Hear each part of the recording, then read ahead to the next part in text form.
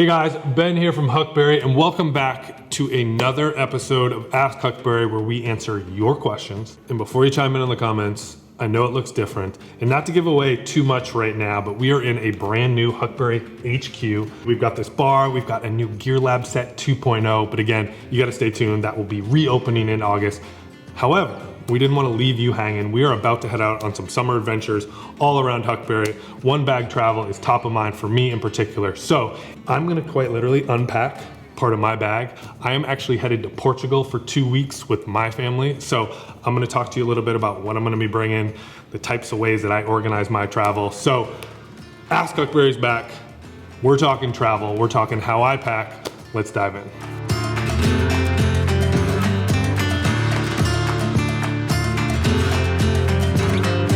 So this is the bag I am taking with me. This is new on Huckberry over the last couple weeks. This is from Matador. They're an OG brand on Huckberry, great travel essentials.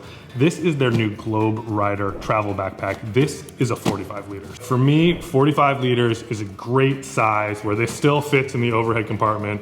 This has got great support. It's got an aluminum frame stay in the back, so it's gonna be comfortable when I'm running through the airport. But you can pack a lot into 45 liters, especially with the right organization, the right bag. The packing cube I go to most often, and I've got a variety of them. I've got an OG black hole packing cube. It's not fully packed yet.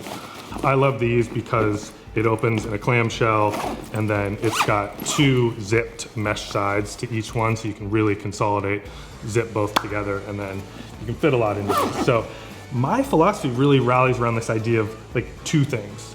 And I think about it from a spectrum first. I've got the outdoor performance active, and then I've got like the everyday, going out to dinner, hanging out, casual vibes, right? To me, my general rule is if I can't fit 75% of what I need to bring from an apparel standpoint in particular into a packing cube, I'm overpacking. Let's take my shorts, right? I'm gonna be going for a run, hopefully finding some local trails, gonna be hanging out, being active, right? I'm gonna jump into the ocean, jump into a pool. I'm gonna bring a pair of my favorite 10,000 workout shorts. Like those are shorts that I can beat up, I can again get some good exercise, but they're also shorts that I can wear around exploring the city. On the other end of the spectrum, I'm gonna bring my 365 5-inch. Those are gonna be shorts that are super comfortable, good for travel. I can dress them up if I need to go out to dinner, but they're just gonna be my everyday. I'm gonna bring one workout tee. I got my 72-hour obviously for when I'm traveling. And then I've got a couple like white t-shirts that I'm wearing every day, I can wear under a button down. I'm only bringing 1 pair of pants. I love a good pair of travel pants. I've got the Proof EDC pants. They've got a great zipper for when you're on the plane, hanging my AirPods, which I lose every other trip. We've got another great one that I often travel with, which is the FJALLRAVEN cargo pants. I forget the exact name, but we'll edit that in here. I love them on a plane. I want pockets, I want zippers. So what are 2 different shoes that can cover those broad areas? I love this bag in particular because it's got actually a shoe compartment. I've got my Easy Mocs. This is a new stone colorway that just dropped on the site. These are something I can slip on, wear by the pool, but these also look great with a pair of pants. I can wear them out to dinner. I can dress them up a little bit. They're also so light and they pack down like that. So amazing travel shoes. And then I've referenced these shoes, probably this is my 3rd, 4th Gear Lab at this point, but that's because I use them all the damn time. And I've got my Norda 001 trail shoes. These are gonna be my shoes where I'm gonna be hiking a lot, I hope, finding local trails. If I need to, taking a spin around town and going for a run in these, but then these also look great. I'm gonna be wearing these with shorts and cruising around Lisbon, exploring the city. So those are my 2 shoes, great shoe compartment in this bag. I am bringing my hip pack on this trip. I've referenced this bag before, seen some consistencies in my carry. Mark from Topo also referenced this, and so taking some inspiration from him. This is gonna be the bag that, because this is gonna be really packed and I'm gonna be shoving it above into the overhead bins, this is where I'm gonna put my snacks, my charging cables, and I'm gonna be carrying this onto the plane, sitting in my lap, maybe under my seat. This will also be my part diaper bag and part adventure bag, bringing my water bottle when I'm out exploring Lisbon. Couple other things that I'm very particular about, and that's coffee. I love coffee, I need coffee. I'm not one to sleep on a plane, I'm too big, it's very uncomfortable. So I always bring my portable coffee mug. How many of you have been on a plane, gotten the shitty little cups that they give you? You hit some turbulence, maybe you got your computer on that tiny little tray, your coffee falls over, you're wet, you're hot, you're uncomfortable the rest of the plane. Maybe that's just me, but it's happened more than one time. So I always bring my coffee mug. I'm also bringing a water bottle that has more literage. I'm need to be drinking a lot of water, and this isn't gonna cover it when I'm going out on an adventure. So this is a Snow Peak one that we sell. This is 800 milliliters, super lightweight, fits perfectly in here. So I'm bringing 2 bottles. I'm gonna call out a couple of other favorite features of this Matador bag. This has got a nice clamshell design, so when you get to wherever you're going, open it up, see everything.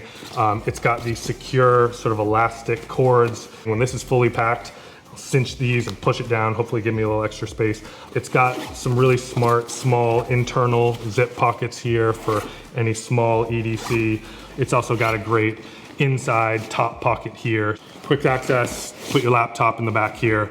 I'm a big proponent of that as well. I hate when you have to put your laptop inside the bag and then zip it all up, and then if you need to grab your laptop, you gotta undo everything. So underneath this zipper on the, if you're looking at it on the right, is got this secure pocket. This is probably where I'm putting my passport or maybe some cash, something of value, completely concealed. It's got this great sort of flexible front pocket. So this is where I would put, again, maybe it's the layer that I want for the plane. This Matador bag has this great EDC pocket in the front. It's not too deep. It's got some stretch like nylon to hold certain things safe. But this is where I keep my prized possession for this summer. And these are my Article 1 Mission Workshop collab sunglasses. It's got this sort of vintage champagne color, if you will, sort of frame. These look really cool. I'm not just saying this because I'm on camera right now. I have gotten more people stop me and ask me what these sunglasses are than any sunglasses that I've ever worn, and I wear a lot of sunglasses and have worn a lot at Huckberry. These things are awesome. They've got these adjustable sort of performance, whatever they're called, to stick on your nose. They also come in this great traveling case. So that's my bag. I love to get to the airport early. Drives my wife crazy. I'm one of those get there early. I want time to walk through the airport Hudson News and figure out the right snacks. I might grab a beer. I hate rushing through an airport. I'm a big TSA and clear guy, so definitely worth the investment. I love having a physical book on the plane, in the airport, when I'm on vacation, sitting by a pool. There's just something, tactile is the wrong word, but I want a book. The book that I am reading actually was a recommendation from a recent adventure that we went on for a 72-hour trip that, depending on when you watch this video, is either coming or you'll see it soon. That book is The Wager. It's a tale of shipwreck, mutiny, and murder. I love old shipwreck books. David Grann, the author, also wrote Killers of the Flower Moon, a book you're probably very familiar with. I'm window if I'm planning on sleeping. So if it's in a really early flight or I'm hungover, probably both. It is aisle seat if I plan on pumping that coffee, doing some work, watching a movie. Least favorite airport is definitely the Austin airport. I love living here, but that airport stinks right now. Like, get your shit together, we need to expand.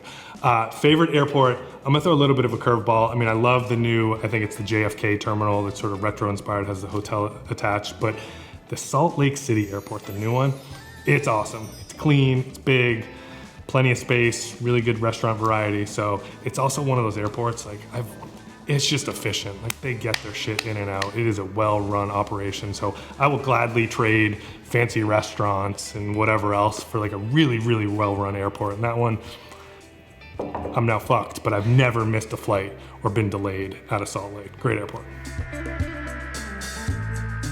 What I've actually been listening to a lot is Blinkist. Blinkist was a recommendation from Huckberry co-founder Andy Forsch. It's basically like 15-minute summations of books and like the key points. It doesn't replace reading the book, but particularly for like business books or things that you really want to learn something, it's a really great, again, each one is 15 minutes, does a really good job hitting to like the main points and what you want to learn coming out of reading it. So Blinkist, highly recommend. If I am back home in Maine and eating a lobster roll and it's a beautiful 75-degree breezy summer day on the coast, lobster roll and a cold Allagash White in a bottle, that's probably like my happy place. I'm a big like Negroni fan, call me basic, but it is a classic cocktail, summer, winter, fall. I love it in the summer. Fun, different variations. Shout out to Matt Hranick. He's got a great book on the Negroni, so find some fun ways to maybe introduce some summer vibes to it.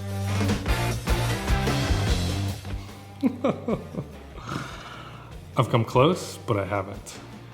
I'm now gonna be very conscious of that, and I'm now gonna be watching my fingers and making sure that I don't get too close, but I've never hit myself. I've certainly knocked things over and broken things, but No black eyes in the Gear Lab thus yet. All right, guys, that is a special edition of Ask Huckberry, a little bit of my summer travel edition coming to you from our new Huckberry bar. Again, I will tease, more to come. Huckberry Gear Lab 2.0 is dropping in August. Don't worry, this video and many others are dropping in July. We've got a new Dirt, a new 72 hour, we've got a new Brad Leone Ramble On. We got a new series that I'm not gonna share too much more on, other than that it's coming soon in July as well. So don't worry, plenty of content, plenty of video. As always, if you've got questions about your summer travel, you got things that you want us talking about in upcoming Gear Labs, you got Ask Huckberry questions, drop them in the comments. Until next time, see you out there, see you in August. Gear Lab 2.0, let's go.